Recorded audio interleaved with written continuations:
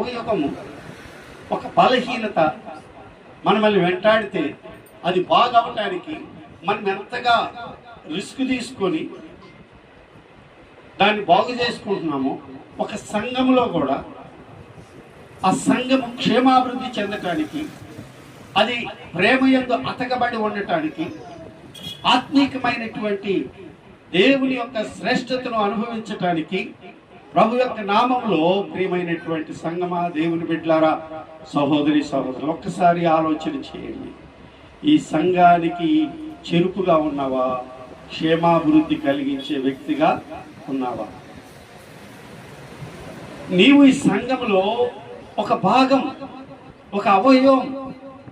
దేవుడు నిన్ను ఈ సంఘానికి క్షేమాభివృద్ధి కలగజేయటానికి దేవుడు నిన్ను నిలబెట్టాడు.